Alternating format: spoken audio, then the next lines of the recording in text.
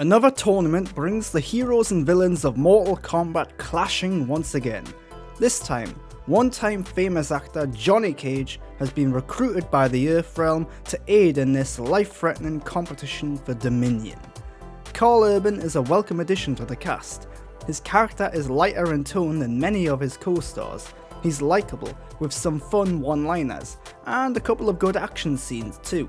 What makes him a standout, however, is the grounded nature of his character in comparison to those around him. He doesn't have any powers, he's human, he has inner demons, and he's relatable, to an extent. The rest of the cast doesn't fare quite so well. Most of the characters are one-note and generic, especially the villains, who are also bland and boring. The main antagonist is by-the-books bad guy seeking more power with an intimidating look, a gravelly voice, and a threatening disposition to boot. It's no fault of the actor, but he's very traditional and lacking in originality. Katana and Kano are the only other standouts amongst them. Katana is in many ways the secondary protagonist. She goes on a somewhat emotional character arc, she has her own goals and mission, and she's likeable. Kano, meanwhile, returning from the first film, is once again one of the highlights because of the levity he brings.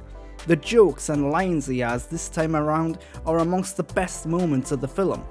The story is almost nonsensical and non-existent. Fans of the video games may be able to connect the dots and make some sense of it, but non-fans may be left scratching their heads.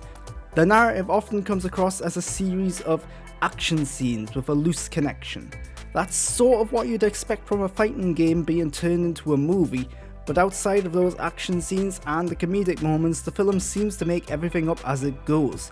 Characters die, but it doesn't matter because they just get brought back. Stakes are set only to be tossed aside moments later. Nothing in the film matters, which might appeal to some and not at all to others. The film doesn't always look good either. The special effects and production design are hit and miss. The sets rarely look lived in or believable. There's attention to detail, but never a sense that it's a real place. The CGI is occasionally good for characters and goofy action moments, but for environments and backgrounds it's often less than convincing. Mortal Kombat 2 is perhaps the best Mortal Kombat movie to date. It has a couple of good characters in the leading roles. It offers good action and funny comedy. Just don't go into it expecting a narrative that's engrossing or detailed, because the more you think about anything that happens in this film, the less the film makes any sort of sense.